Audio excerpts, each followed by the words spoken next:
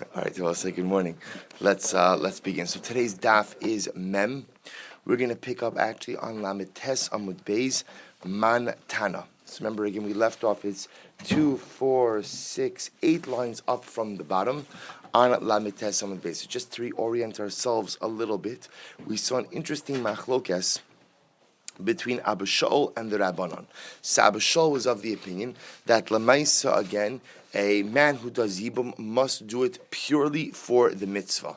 And if he does it for any other ulterior motive, whether it's because, again, he thinks the woman is beautiful, she has a lot of money, or whatever else, the mice, again, remember Abu Shaul said a very dramatic statement that Karavani, I think it's possible that the children would actually be mamzerim for such a union. The Rabbanon, on the other hand, said, no, the truth is the Iker mitzvah is the action of Yibum, is marrying the deceased brother's wife, and the truth is, to a certain degree, your kavanas or your intentions or your motivations are immaterial in why you're doing it. The important thing is that you do the mitzvah. So now the Gemara says, Man Tana, Lehuda Tan Rabbana. So who is the opinion who quoted the following idea?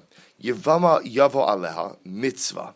That when the pasuk says the Yevama, this is just quoting the pasuk, the Yevama yavo aleha, the Yevama should go ahead and literally marry her, should come upon her, should ultimately, again, consummate the relationship. Mitzvah. So again, the Braisa adds in the phrase, this is a mitzvah. Shebetchila haisa alav bichlal heter.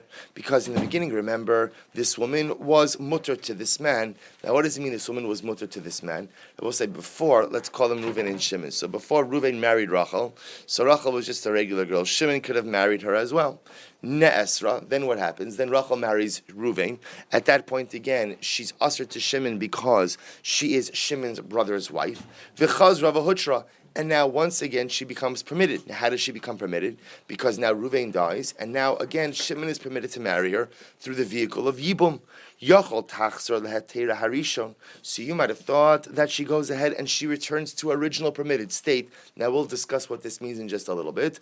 Talmud lomar, Yevama yavo aleha. Therefore, the pasuk says, Yevama yavo aleha mitzvah. Ultimately, again, to teach us that it is a mitzvah. So we're going to define all of this in just a moment. So Mantana, who exactly is the author of this particular statement? Amrav Yitzchak bar Avdimi Abba Shaul. The author of this statement is Abba Shaul. Vachi Kamar, this is what Abba Shaul means to say. Yevama yavo aleha mitzvah. That the concept of Yibum has to only be done in the framework of a mitzvah. Shebetchila haisa alav bichlal heter. Because in the beginning, meaning in the beginning means before Rachel married Reuven, she was absolutely permitted to Shimon. What does that mean? Ratza l'shem noi kansa, ratza l'shem ishus kansa. Meaning what? That Shimon can marry Rachel for whatever reason he wants. Because she's beautiful, because she has money, whatever reason he wants to marry her. Ne'esra, meaning also when you marry someone, you have the right to marry that person for whatever the reason you want to marry them. Ne'esra,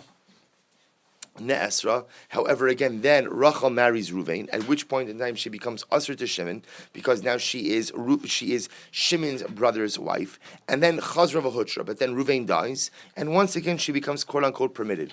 Yochol tachzor le'atera harishon.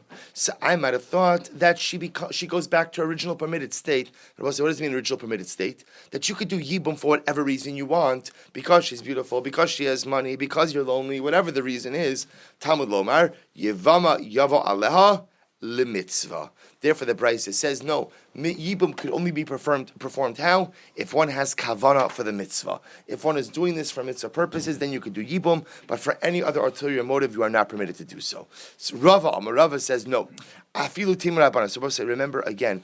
This is Rav Yitzchak bar Avdimi was the one who just interpreted the Braisa as referring to Abba Shaul. He says it's Abba Shaul. Now Rava comes along. And Rava says a little bit differently. Rava says, "Afilu timu Rabbanan." The Braisa that we just read could even reflect the view of the Rabbanan. How so? So v'halchi kamar. This is what it means to say Yevamo yavo aleha mitzvah. When the pasuk says, now also remember the pasuk itself is only Yevama yavo aleha. Mitzvah is the Braisa's commentary. So the pasuk says the Yevama shall consummate the Yibam relationship with her. The Braisa says it's got to be a mitzvah. What does that mean? Shebetchila haisa b'chlal heter. So in the beginning, remember, same thing. Before Rachel married Reuven, she was permitted to Shimon, Ratza Konsa, Ratza Ina Konsa. What does it mean, Rabbi, she's permitted? That Shimon would have the right to marry her or not to marry her.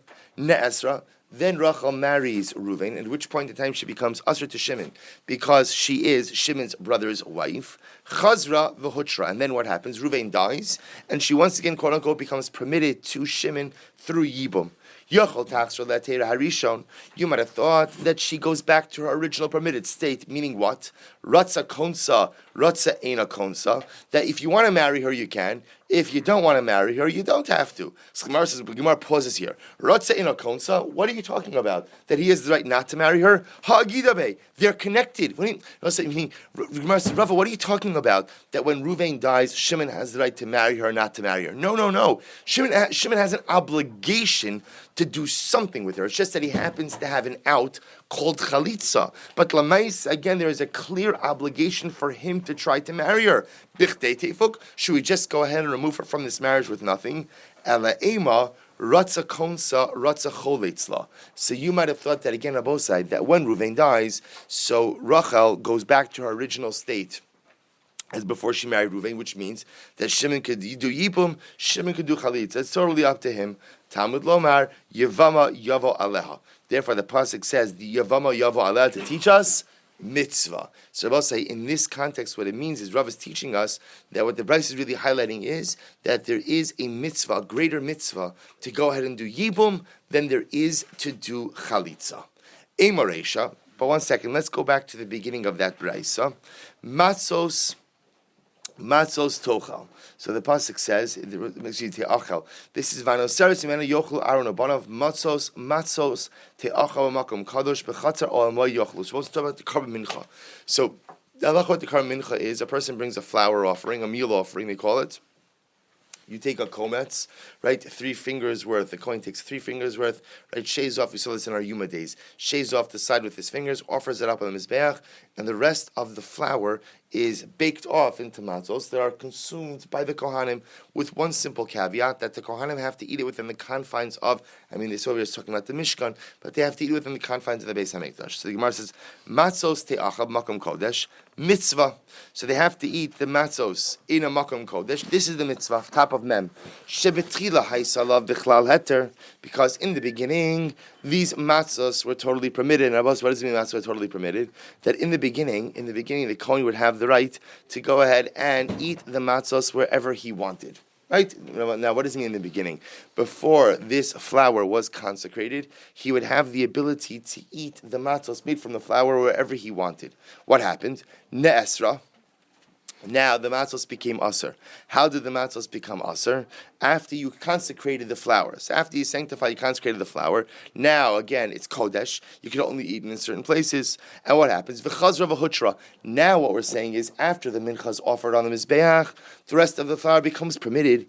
Yochel tachsor la'teira harishon. I might have thought that it returns to its initial permitted state. And I both say, remember, what would it mean in this context, initial permitted state? That you can eat it wherever you want. Talmud Lomar, matzos te'achal b'makom kodesh mitzvah. To teach us that what? That as much as you're permitted to eat it, but lamaisi, you're only permitted to eat it, again, in a makom kodesh, in a sanctified place. Bishlam al Rava, da'amar hamani rabbanan hi. So according to Rava's interpretation, so this makes sense, because he will say, who's the pain in this respect? This is the rabbanan. Hachi ka'amar, matzos te'achal b'makom kodesh mitzvah. So how would Rava, now remember, Rava was the one who just said before, that lamaisa,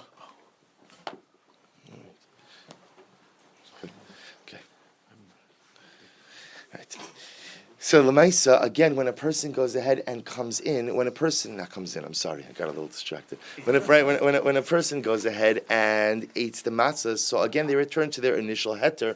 So I might have thought that again, it returns to original heter that it has, just like before it became consecrated. You can eat it wherever you want. So to afterwards, as well, you can eat whatever you want. Talmud Lomar, matzos te'achal b'makom kodesh, the Bryce adds in the word mitzvah. So according to Rava, this makes sense. Remember, according to Rava, Rava was one who said before that the Bryce reflects the view of the Rabbanon. So you can apply that same paradigm here. Hachi kamar, matzos te'achal makom kodesh mitzvah shebetchila haisala bichlal heter. In the beginning, the flour was totally permitted. Ratza ochla, ratza ina ochla. If you wanted to eat it, you could eat it. If you didn't want to eat it, you don't have to eat it. Ratza ochla, ratza ina ochla. I'm sorry. Ratza ochla, ratza ina ochla. Ratza ina ochla. How could it be that you're going to say that you don't have to eat it v'haksiv? But the pasuk says, v'achlu osam asher kupar bahem. But how could Rava suggest that after you go ahead and you offer the mincha, that the remaining part of the flour, if you want to eat it, you could eat it, and if you don't want to eat it, you don't have to eat it? The Torah explicitly says, va'achlu osam asher kupar bahem. Those who went ahead and affect the atonement must eat it, which means that what? That in order for the kapara of a karban to be effective, the sacrificial parts must be consumed. Now, the truth is, that's not true in all situations. Not true in all situations. We saw that in our Yuma days as well. But at least over here, what the Gemara is suggesting is that Lamaisa, in order for the karban mincha to be effective, the Kohanim would have to go ahead and eat the rest of the flour, meaning baked off into matzahs. Melamed shakohanim ochlim. It teaches that the kohanim eat. Ubailim miskaprim, and the owners ultimately have kapara. Ella rotzo hu ochla. Ratza koin acher ochla. But I might have thought that's what maybe as long as it gets eaten, we don't care who eats it, whether the kohen who offered it ate it, or whether another kohen ate it. Talmud lomar matzos ti'achal b'makom kodesh mitzvah. Therefore, again, the Brisa teaches us that no, not only must the matzos be eaten in a makom kodesh, but who must eat it? The actual kohen that went ahead and did the avoda, and therefore, again, the ma'isa, this is the mitzvah. So I'll say all the Gemara is just doing over here. Obviously, this has nothing really to do with our particular discussion. But it's part of the same Brisa. So all the Gemara is just trying to see is these other cases, whose opinion would work. Remember, again, bless you, Rava was the one who explained that the Brisa is in accordance with the Rabbanon, and all the Gemara is just demonstrating is the same way that Rava interpreted the Brisa by Yibum, you can interpret it that same way by the karban mincha. That's all we're doing over here.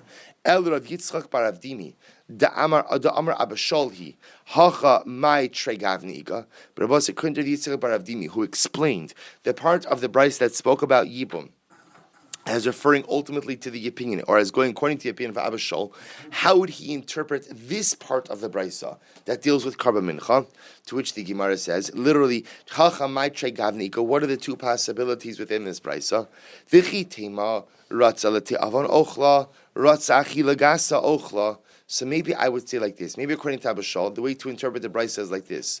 You might have thought that l'maisa, when it comes to the karban mincha, you have one of two ways of consuming it. You can eat it l'te'avon. Te'avon means if you're hungry, or achila gasa. I don't know what a good English word for achila gasa. Gluttonous fressing, right? That's it, right? Gluttonous, right? Achila gasa means not just eating more than you should, but after a person is really already full, eating to a point where a person actually feels sick. That's called achila gasa. So the Gemara says achila gasa. Maybe what the Bryce is talking is like this. Then maybe with the karban mincha, you have the option to either eat it l'te'avon, right, meaning in a regular normative fashion because you're hungry, or achila gasa.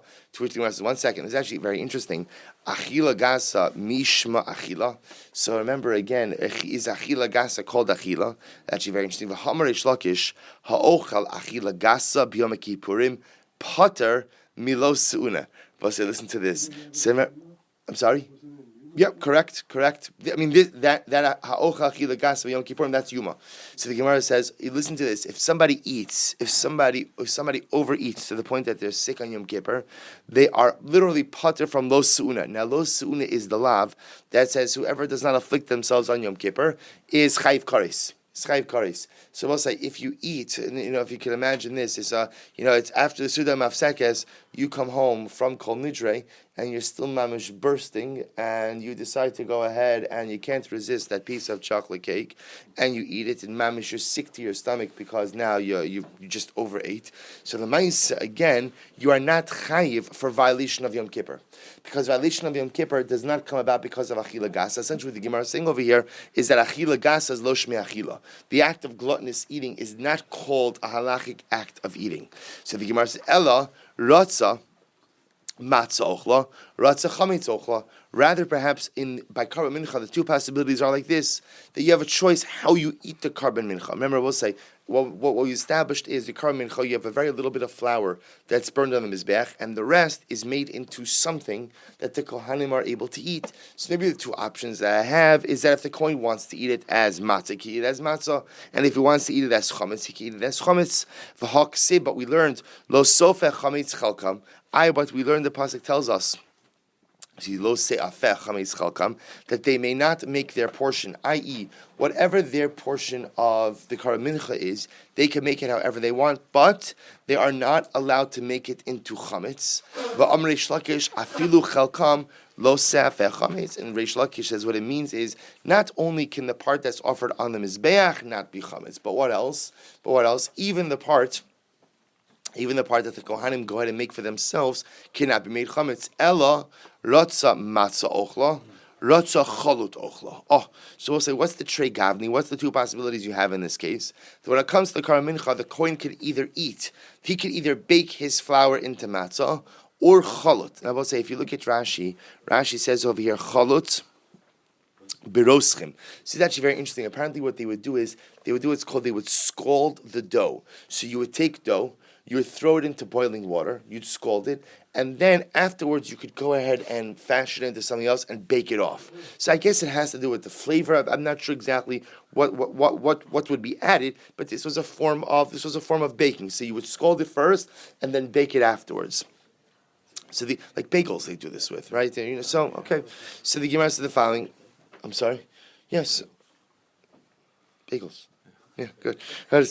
So what happens? So the Gemara says, I might have thought that again, I have this option to either just bake it off straight or to first scald it. So the Gemara says, Hai chalut heichidami.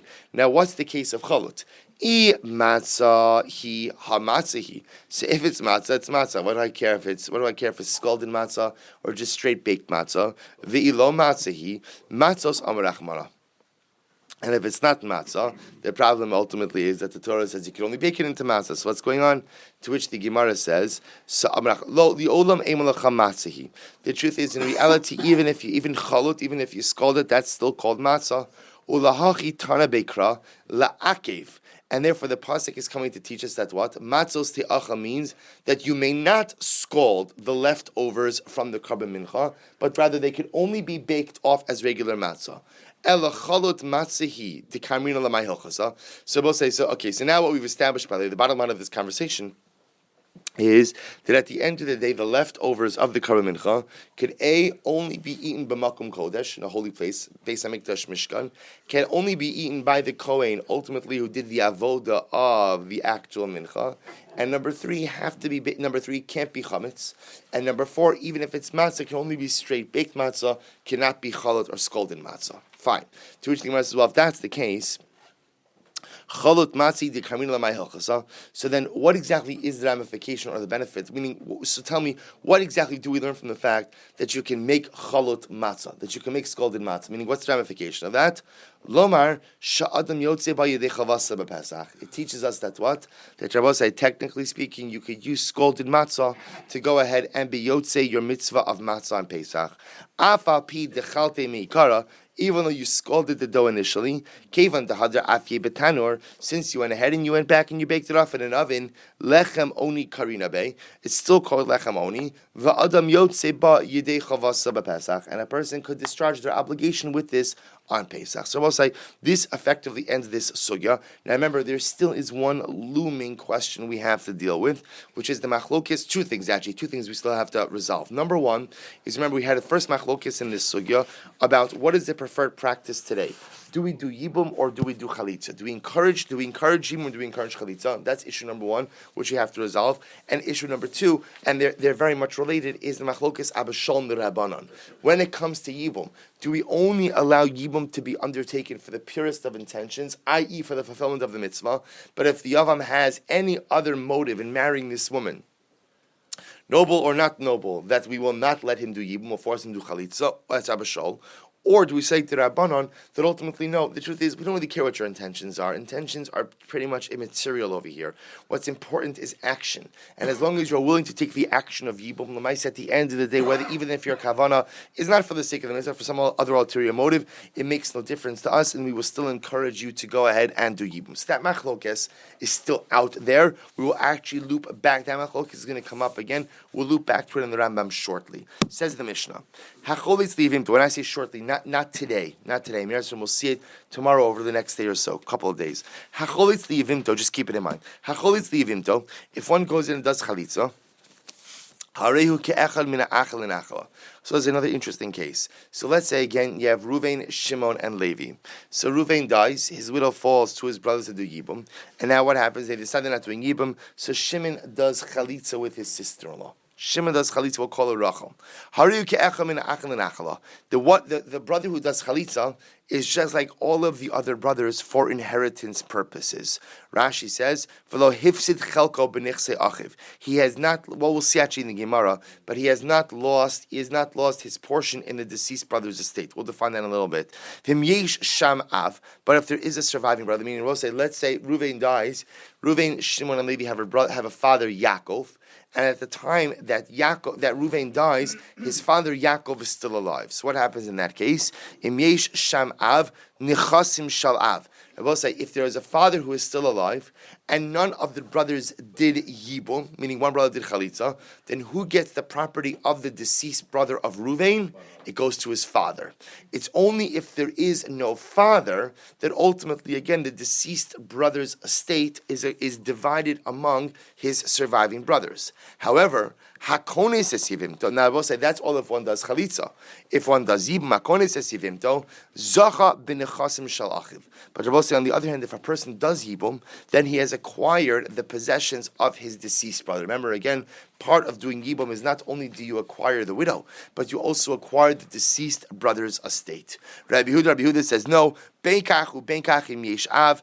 If yesh sham av nechasim shal av. Rabbi Yehuda says whenever there is a surviving father, the surviving father always inherits a deceased child, whether one of the other sons does yibum or chalitza, irrelevant. Says the Gemara. So pshita. This is obvious, says the Gemara. Rashi is the lo ibed zechuso. So remember, case the morning in the Mishnah was Shimon does chalitza. So the Mishnah taught me that what? That Lamaisa Shimon does not lose his portion in Ruvain's estate. The Gemara says, of course, why would he lose his portion in Ruvain's estate? So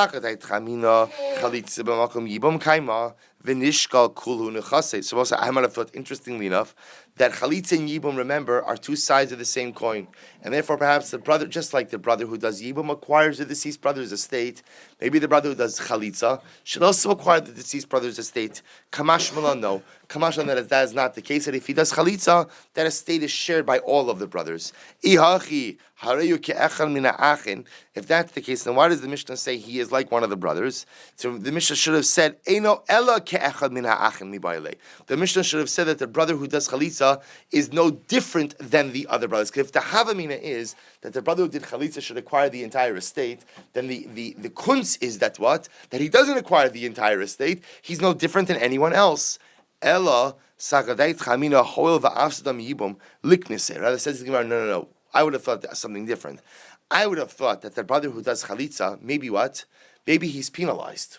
Maybe he's penalized because since he really should have done yibum, going back to what we said before, since he should have done yibum and he didn't do yibum, he caused this woman to ultimately go ahead and miss out on a marriage. By extension, he's also prevented his deceased brother from perpetuating his name. Maybe he should be penalized and he shouldn't get any part of the deceased brother's estate. Kamash Malon, no. Kamash on that, even though he does chalitza, he still shares in the deceased brother's estate equally with all of the other brothers. Im yesh sham av. However, again, the Mishnah said that Rabbi said in a case of chalitza, so none of the brothers did yibum, one brother did chalitza. So remember again, the Mishnah said that in that case, if there is a surviving father, it is the father who inherits the property of Ruvain. It's Yaakov who inherits the property of Ruvain and the deceased son.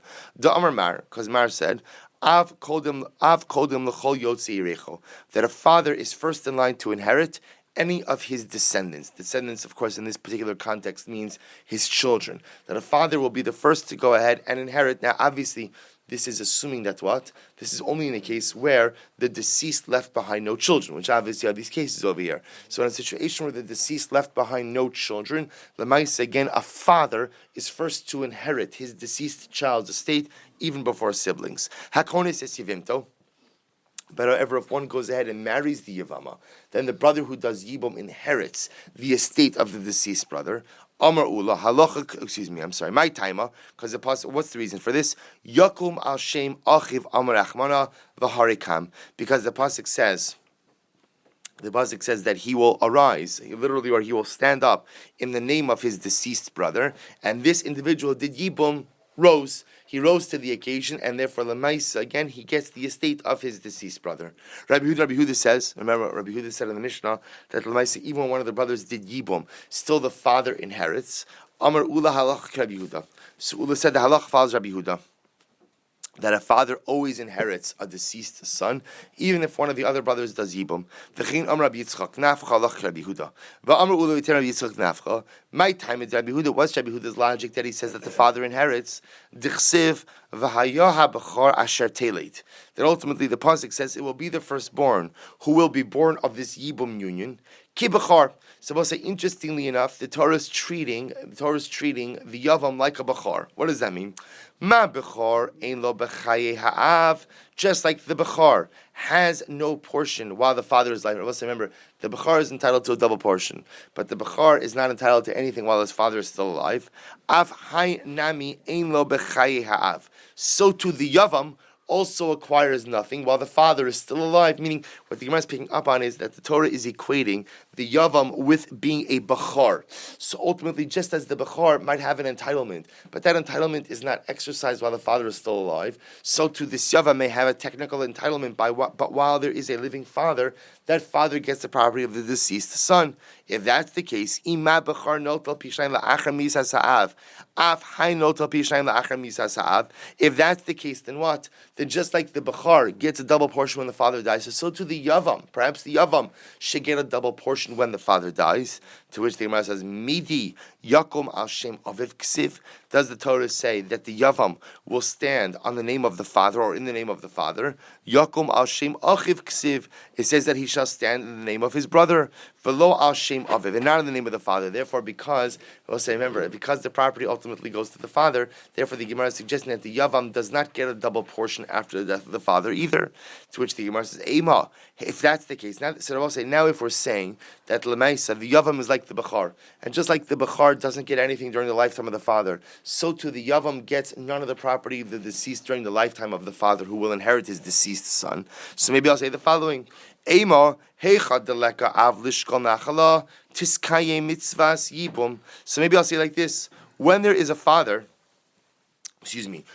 no father to take the inheritance, maybe that's when there's a mitzvah of yibum. However, heicha diika av deshakil nachala lo tiskaye mitzvahs yibum. So also what the Gemara now suggesting is the following: maybe the mitzvah of yibum only applies when there is an inheritance involved for the Yavam. So if there is no father here to inherit the deceased son Ruvain, maybe that's when Shimon does Yibum. But Lamaisa, if there is no estate to inherit, i.e. the father is alive and he will inherit the deceased son Ruvain, maybe there's no mitzvah on Shimon to do Yibum.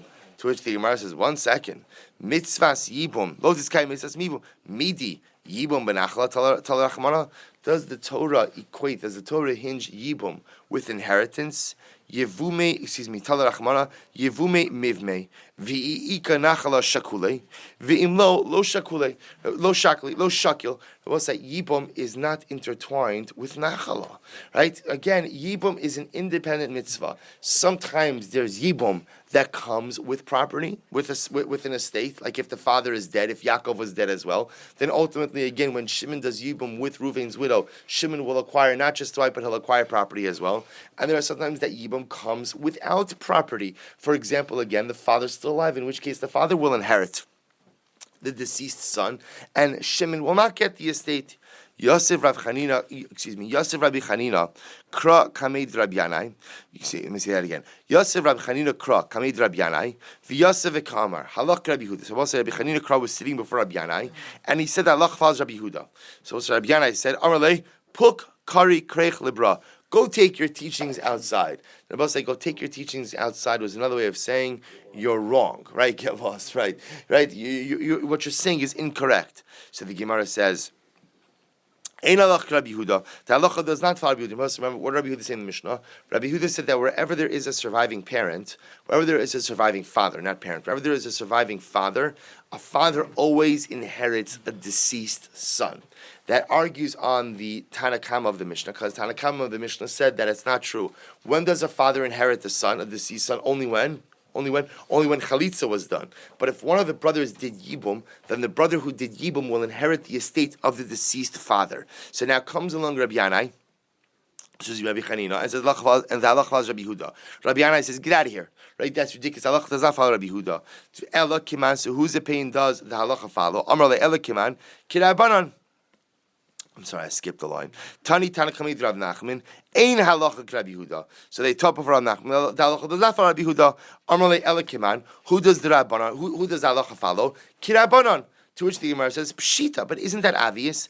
Halacha, Yachid v'Rab, halacha Kirabanon. Both say whenever you have a machlokes between an individual and a collective, the halacha almost always follows the majority opinion. So by definition, Rabbi Yehuda is a das Yachid. The Rabbanon are the majority. Therefore, the halacha follows the Rabbanon.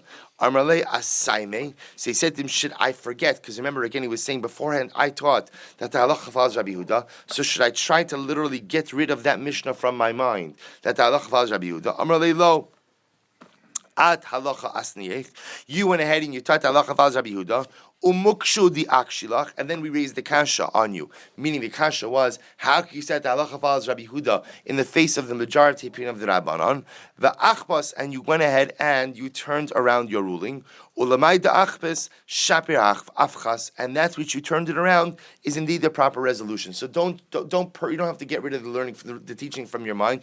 You said that halacha was like Rabbi Yehuda. We raised the kasha. Yochid v'ram halacha kirabim. That got you to change your conclusion that the halacha follows the Rabbanon. And I will say again, halacha lemaisa, that is indeed how the Rambam paskins, namely that when there is no brother ultimately who goes ahead and does yibum, one of the brothers does chalitza, then ultimately it is the father who inherits the deceased brother's estate. Now ultimately, again, the brothers will inherit it. When will the brothers inherit it? When the father dies. So again, that's assuming the father retained it, right? If the father sells it off or whatever, but if assuming the father has it at the time of his death, that property will be distributed evenly along with all the other paternal property at the time of the father's death. However, again, if one of the brothers does yibum, then we pass like the Rabbanan against Rabbi Yehuda that the brother who does yibum in fact acquires the estate of the deceased brother. Says the Mishnah. So we'll say now again another interesting case. Man does chalitza. Who asa b'krovo sehal? V'hi asa b'krovav. So we'll say when you do chalitza with a woman, you are usher in her relatives, and she is usher in yours. Who usher b'ima? He is not permitted to marry. These are all the relatives of his chalutza. So he is not permitted to marry the mother of the chalutza, Aim ima, the grandmother of the chalutza on her mother's side, ube'aim aviha, her father's mother, ubebita, her daughter, bas bita, the daughter of her daughter, bas bina, the daughter of her son, ube'achosa, as well as her sister. Bisman shikayemes. I will say the sister obviously only applies when, as long as the chalutza herself is alive. Once the chalutza dies, if the chalutza dies, he's permitted to marry her sister. V'ha'achin, they both say the brothers. Now the brothers over here refers to the other brothers who did not do chalitza. So all the other brothers, mutarin. So both say again, all the brothers who did not do chalitza, obviously again, they may not marry the chalutza, because the chalutza is who? The chalutza is their brother's wife, and that restriction still remains in place. But they have no restriction regarding any of her relatives. V'hi asura ba'aviv, now she being the chalutza, is not permitted to marry the father of the chalutz, of the man who did chalitza, avi aviv, his grandfather, his father's father, ubeno, his son, ben beno, the son of his son, ba'achiv, his brother, ubeben achiv, and ultimately again the son of his brother. Fine. Now the Mishnah ends off with one last piece. Mutter adam bikrovas tsaras chalutza. Supposed to listen to this. A person is permitted to marry the relative of the tzara of his chalutza. I will say now, what does this mean? So again, Reuven dies, leaves behind two wives, Rachel and Leah. Shimon, the surviving brother, does chalitza with Rachel. So now the Gemara says that Shimon would be permitted to marry the relatives of Leah. The other, she's the co-wife of the chalutza. Now he can't marry Leah herself. Why can't he marry Leah herself? Because she is not just a tzara, but remember, she is the wife of his deceased brother, right? She is his brother's wife. She's the co-wife of the chalutza, but she was the actual wife of his deceased brother. But again, because she is not the chalutza, he's permitted to marry her relatives. So meaning the prohibition on marrying the relatives of your chalutza only apply to the chalutza herself, do not apply with the co-wife of the chalutza. However, va'aser bitzaras krovas chalutzaso, but he is not permitted to marry the tzara, the co-wife of the relative of his chalutza. And I will say now we will define that case. Actually, just take a look at Rashi. Rashi defines that case, the relative of the co-wife of my chalutza. What does that mean? Rashi says, Ruvain chalatz leleah. So also listen to this. So now again, all right, the Mishnah changes around the names a little bit. So let's just use the Rashi's example. Ruvain is the surviving brother. So Ruvain does chalitza with Leah, his sister-in-law, and Leah has a sister Rachel. So remember again, we're not permitted to go. So remember, we already established that Ruvain is not permitted to marry the sister of his chalutza, so he can't marry Rachel. Right? Again, remember, Ruvain does chalitza with Rachel. Ruvain does. Sorry. No, remember, we're just using Rashi's example here. So in Rashi's example, Ruvain is the one who does chalitza. So Ruvain does chalitza with Leah. Leah is the sister-in-law. Leah has a sister Rachel. So based on what we just learned before, Ruvain is not permitted to marry Rachel as long as what? As long as Leah is alive. Okay, now watch this. V'Rachel nusua l'nachri. Rachel is married to someone else. V'la tzara. And ultimately, she has a co-wife, umeis hanachri, and now the husband dies. So what happens? Asura hatzar l'Ruvain v'tam parshim. Well, so listen to this. So one more time. Let's actually just plug it into our case now. Ruvain dies, leaves behind a wife, Rachel. Shimon does chalitza with Rachel. Rachel has a sister, Leah. Right? Leah is married to some other guy. We'll call him Avraham. She's totally unrelated, right? But now again, remember, Shimon can't marry Rachel because again, Rachel is the sister of the woman with whom Shimon did chalitza, right? Shimon did chalitza with Leah. Did I mix up the names already? I mixed up the names. Okay, I'm sorry. Let's start once more. Ruvain dies, leaves behind a wife, Rachel. Shimon does chalitza. Shimon, the surviving brother, does chalitza with Rachel. Good. Shalom HaYisrael. Unrelated to this situation, Rachel has a sister, Leah. Now, obviously, we established in the Mishnah that what? That Shimon is not permitted to go ahead and marry. He's not permitted to marry Leah. Why can't he marry Leah? Because she is the sister of the woman with whom he did chalitza. Fine. Rachel's married to a separate guy, Avraham. Leah is married. I need a PowerPoint. Right? Leah is married to a separate guy, Avraham. Now, Leah happens to have a co-wife. Her co-wife's name is Yocheved. So now what happens? Avraham dies. Now when Avraham dies, Rabbi say, obviously, Shimon still can't marry Leah. Why can't Shimon marry Leah? Because she is the sister of his chalutza. Now with the Mishnah, not only can he not marry Leah, but he also what? He can't marry Leah's co-wife. So he would be prohibited to Yocheved as well. For reasons we'll see in the Gemara. Good. Now that's clear. I'm sorry. Once Rachel dies, and he'd be permitted to marry both of those women. Correct. Says the Gemara. I will say it's actually very straightforward. It's very straightforward. All it says very simply is it's the co-wife of the sister of the chalutza. To make it simple, the co-wife of the sister of the chalutza, that he can't marry the co-wife of the sister of the chalutza as well. So says the Gemara. So we'll say now we gotta fly a little bit over here. Says the Gemara. Whoa. So we asked the kasha because So both say, remember, shnios refer to secondary cases of harayos, meaning cases that are not biblically prohibited, but are rabbinically prohibited. So do the cases of shnios apply to a chalutza or not? So the Gemara says, on one hand, be'erva daraisa chazubo rabbanon shnios. So maybe the only time that the rabbis decreed shnios is in a case of erva daraisa bechalutza. Lo gaz rabbanon shnios. So we're just trying to see how far this prohibition of chalutza really extends. So was it just in biblical cases, but not in the case of chalutza? Oh, dilma loshna, or maybe no. The prohibition of shnios applies both by chalutza d'Rabbanon as well as by erva d'oraisa. Tashma. So the Brayso says, "Who aser be'ima be'im ima?" He is prohibited. He being the yavam is prohibited to the mother, the grandmother of the chalutza. Ve'ilu. Aim ima lo katani. Yet what does the Mishnah not say, Rabbosai?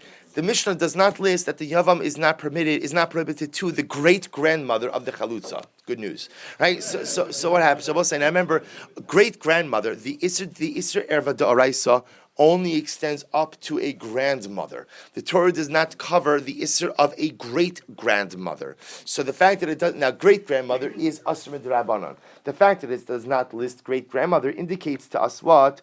That maybe by chalutza, shnios are not asuros. Dilma hainu taimi delo tani mishum de kabay lemisni seifa va'achin mutarin. Maybe the reason it doesn't list the great grandmothers for another reason, because the second part of the Mishnah said that what? That the brothers who did not do chalitza are permitted in all of these women. V'itana aim iman, had it stated the case of the great grandmother, hava min ha'achin mutarin dafka be'aim ima. I would have thought the brothers are only when we say the brothers are permitted, that's dafka in the case of a great grandmother. Aval be'aim ima ubi ima lo, but in the case of a grandmother and the mother herself, no.